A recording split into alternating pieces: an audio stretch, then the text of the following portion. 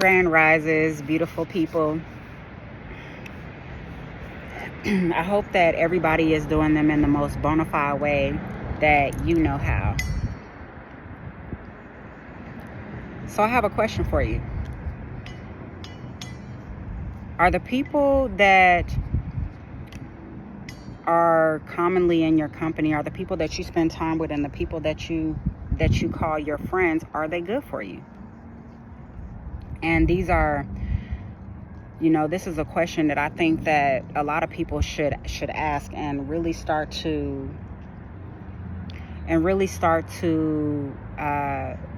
ponder that question. Are the people in your life good for you? Are the people that you call your friend, are they good for you? There are red flags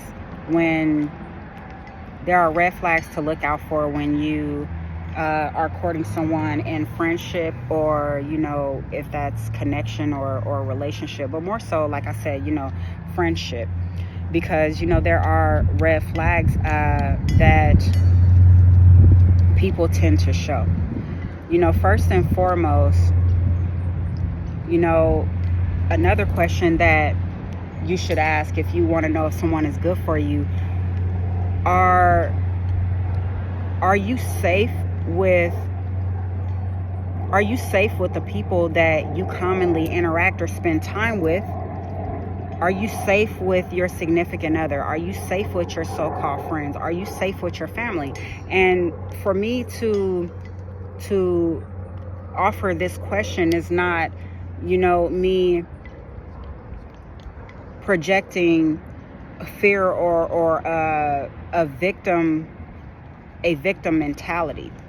But I think that it is something that we should ponder and really think about when it comes to, choosing the people that we should have in our lives, because we live in a day and time where people call people crazy that either are single or are unmarried, or people who spend a lot of time by themselves, and people that don't. All right, now I'm getting acquainted with bees this rise.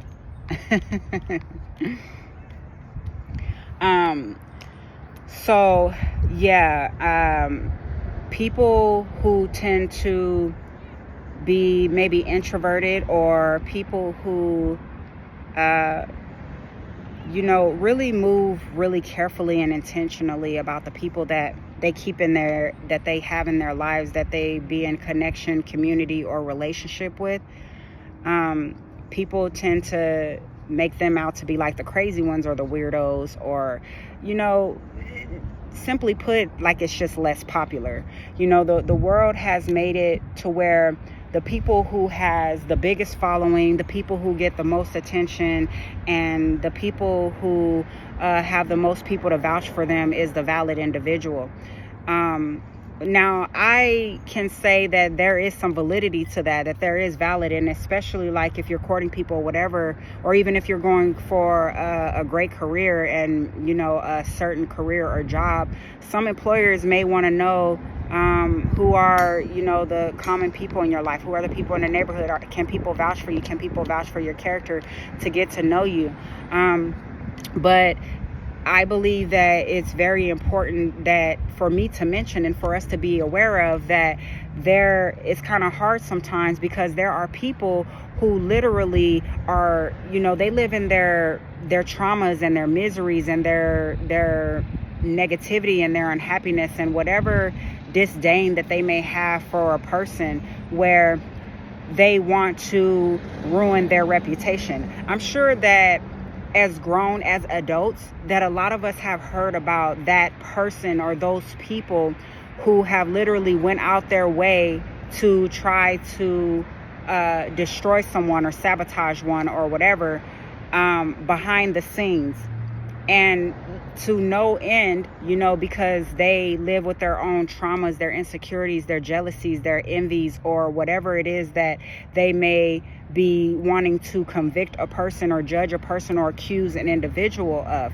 Sometimes it's not even what a person has done. Sometimes it's just because the person who doesn't like them don't like themselves. There's a lot of people who really don't like themselves, and what they'll try to do is they'll try to ruin someone's name, their image, or make them seem less pleasant, less appealing, and then they'll try to ruin their reputation. And then people will turn around and say, hey, you need to watch how you're doing this or doing that because of your reputation. Well, if you're not sleeping with someone at night, or you don't really know that person, then how can you say emphatically that the things that you are thinking, your thoughts, are valid? So people are in relationships and friendships with people that really are not good for them, and people that they are not safe with. Are you safe with the people that you commonly spend time with? Are you safe with your significant other? Do they have your best interests at hand? Your health, your mental health, your livelihood, your spiritual health.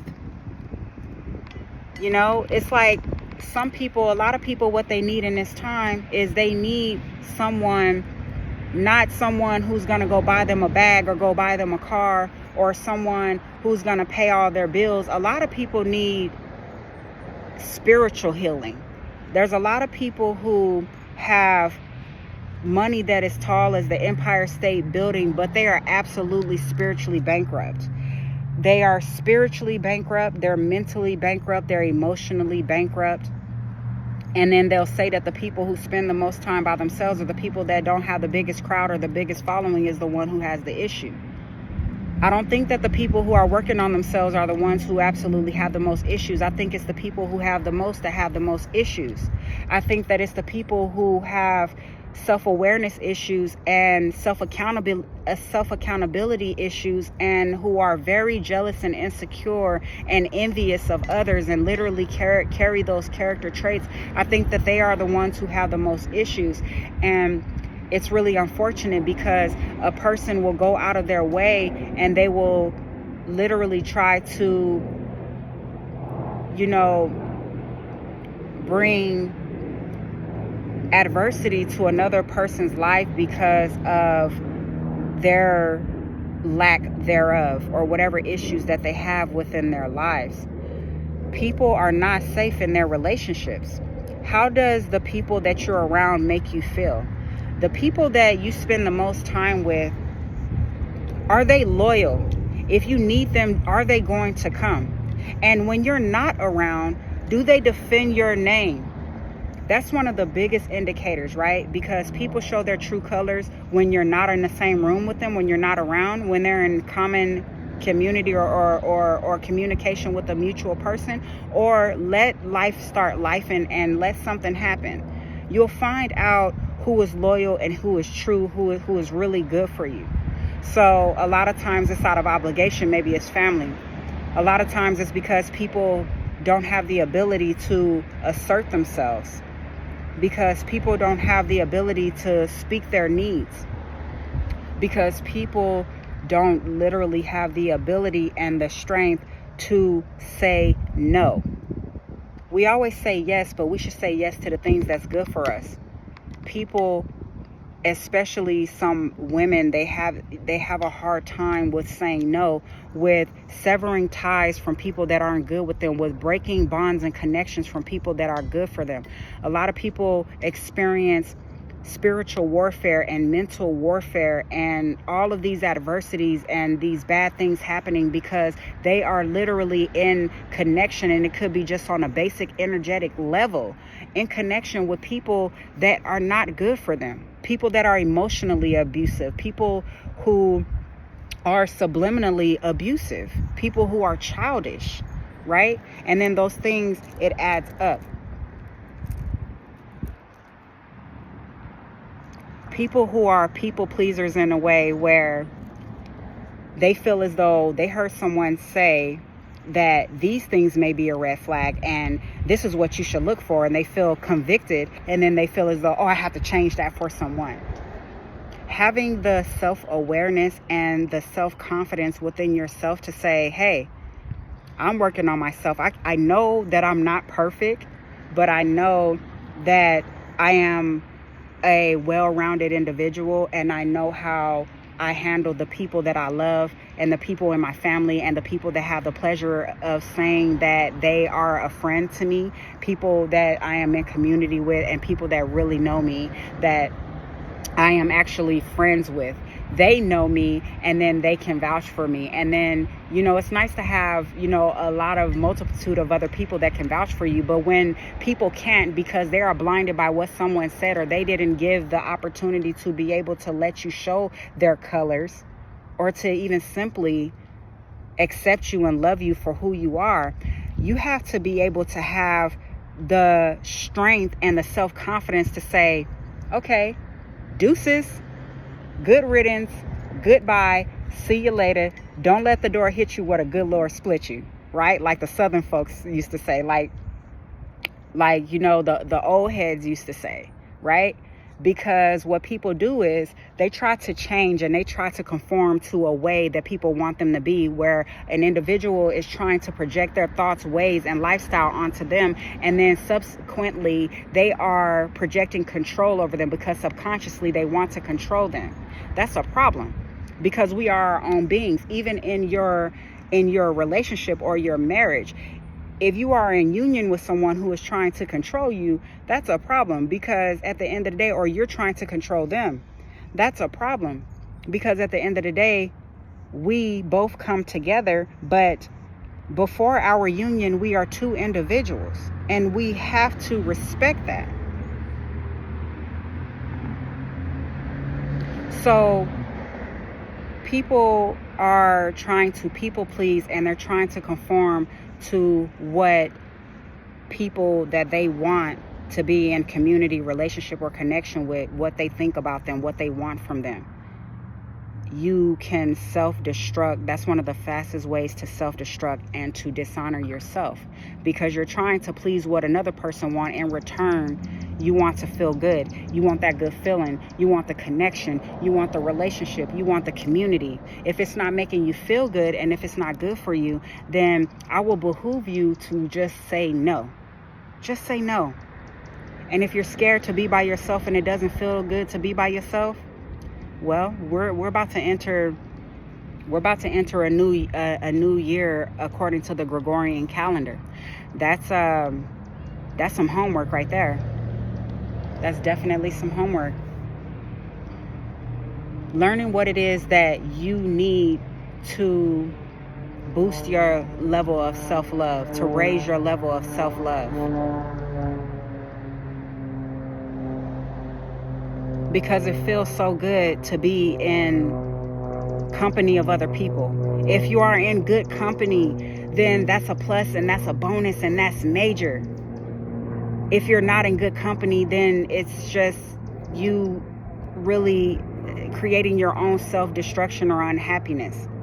I know how it feels to want to be around people all the time, and the feeling and the security that comes with wanting to be around people and having people close, because I come from a big family. And I was very close to, I'm close with my parents, but I was very close to my mother, who is no longer with us. Rest her soul. So if anyone knows how it feels to want to be around people and to have people, near and close, that would be me. I know exactly how that feels. But at the end of the day, people they're rejecting themselves, and they're unhappy, and they're in connection and relationships and friendships with people who aren't good for them. As far as my standards,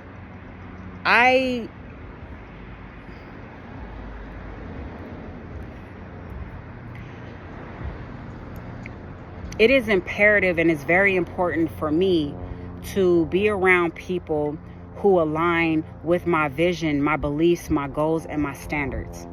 And if people don't, that's not for me to treat them any less.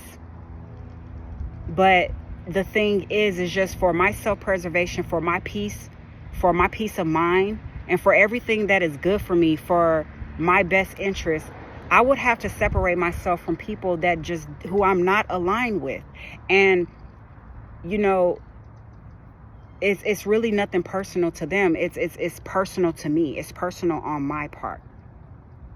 So we really should be setting the intention to align with people who has the same vision, the same interests, the same goals, the same standards as we do, right? And for people that have different beliefs and have different belief systems, that's fine.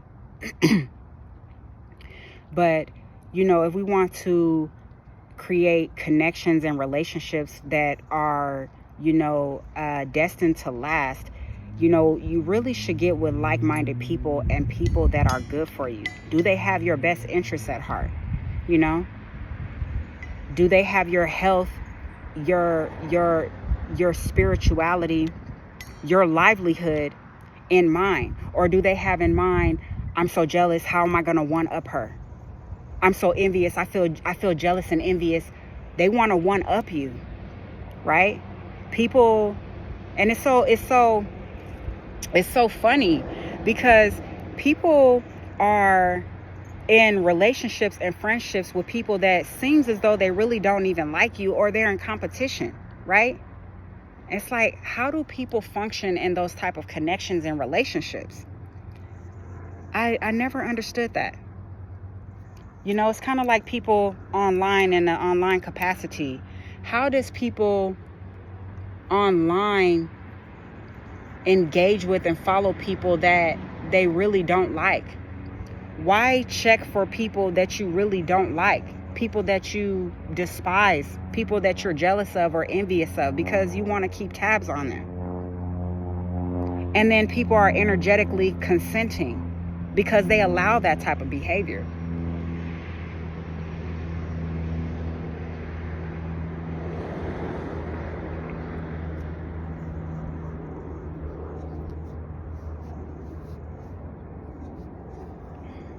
Are you safe?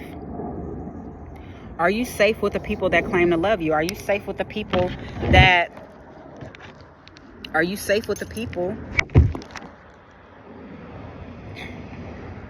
you're in connection and the people who you are friends with, the people you claim to be your friend, or the people who claims to be your friend?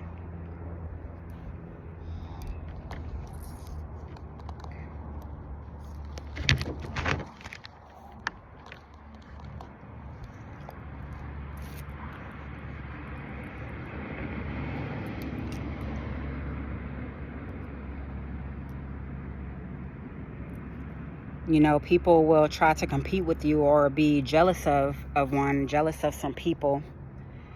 And, you know, they feel convicted or they feel jealous or envious by your light. And people are literally in connection with these people. And it's like, you literally have to put up boundaries. You have to protect yourself, you know? And then if you're an empath or you're a really caring person or a people pleaser, you tend to feel a way like, you know, it's really your fault and you want to fix them, or you want to heal or fix a one-sided connection or something where someone is trying to control it, you know? And it's like, sometimes you just have to step aside and let them work on themselves to do their own healing, right? Because where it's not a dual effort, where both parties are, it's not a full two-way effort. It's just leaking, depleting, and draining your energy, right? And then there's the people that, you know, they need validation from other people. That goes back to what I was saying about, you know, people who, they need people to make them happy. They need validation from other people. Validation feels good. And it's nice to get validation or the okay, or, you know, the affirmative, affirming and validating energies from people in whatever way that might be. But at the same time, It's like people are looking for things that, are other than themselves to validate them, and they base their value off of what other people think of them. And that is a recipe for insecurity and self-destruction. That goes back to what I was saying about having self-confidence.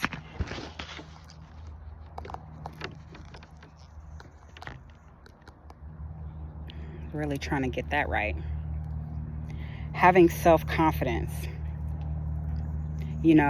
Basing your value based off of what people think of you, how many, followers one may have, how many friends one may have.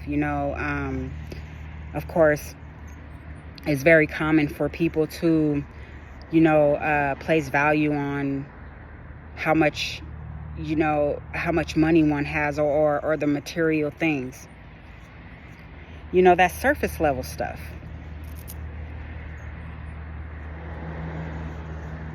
And in the end, it really doesn't matter. It's good to have really good people around you, but I rather have, for me, it's all about quality. It's all about maintaining the quality, right? It's all about the quality to me. It's not about how many people can validate me.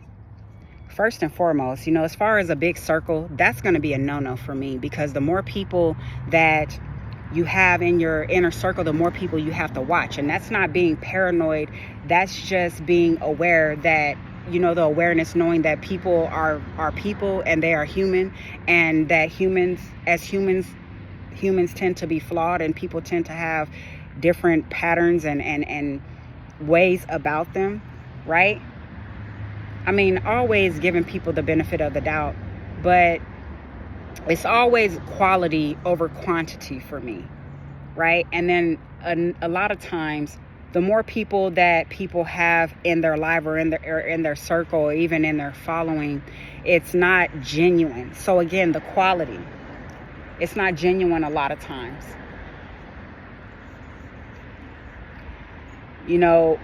We definitely should refrain from basing our value based off of what other people think about us. What's important is, how do you feel about you? That's what's most important. Because when you go to sleep at night, and when your head hits that pillow, or when you're all alone by yourself and you need to meditate, or you need to be with yourself, and you need to introspect, and you need to think about what you're thinking and what you're feeling and what you need to do when you're by yourself, nobody else is there to make you feel good, to validate you, or tell you the things that you want to hear, because you're seeking that validation. You want someone to tell you the things that you want to hear. But what about the things that you don't want to hear, or when you have to face what we call your demons, or face the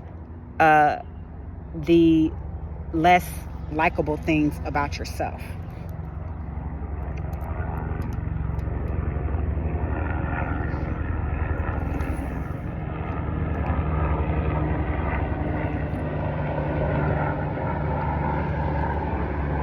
So, in these connections, whether that be a connection, whether that be, your friendship or your relationship, it's really important to be aware of how people are handling you and how they're making you feel. And if it's not making you feel good, if you have certain circumstances because you live with certain people, then maybe you can find a way to move about in the environment that you live in, or in that space. But if you absolutely have the power to change that, I would advise you to really take a deep look at the people that you're around and how they're making you feel. Are they trying to one-up you? Because are they trying to handle you emotionally? Are they trying to handle you subliminally, mentally? Are they trying to manipulate you emotionally, mentally, subliminally, spiritually, right? It's a lot of things that people are going through, and they haven't identified it, or they don't know how to identify, or they don't know how to identify what they're feeling. And a lot of time, it's not your energy, darling. A lot of times it is the energy of other people. Now, we should always be accountable for what is ours and maybe how we offend or not or whatever, but being very aware that a lot of times people's shortcomings, downfalls, adversities is due to the company that they keep, the people that you're in a relationship with. That's your significant other, your so-called friends or your connections. How are they making you feel? Are they trying to one up you? Are they in competition with you, on the low? Because a lot of times people are competing with people that are their so-called friends and in connection, the people that they're in connection with.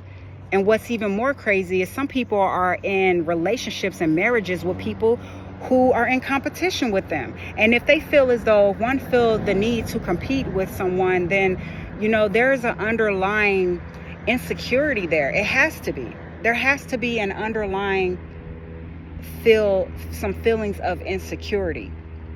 Because the people that you're around or in connection or in relationship with or in marriage with, they are supposed to uplift you. They're supposed to make you feel good. They're supposed to, they're supposed to gas you up, and they're supposed to make you feel really good about yourself. They're not supposed to feel as though you're a threat or that it is a rivalry or that there is a certain level of competition. And that type of instant, I'm pretty sure that it doesn't make you feel good, So,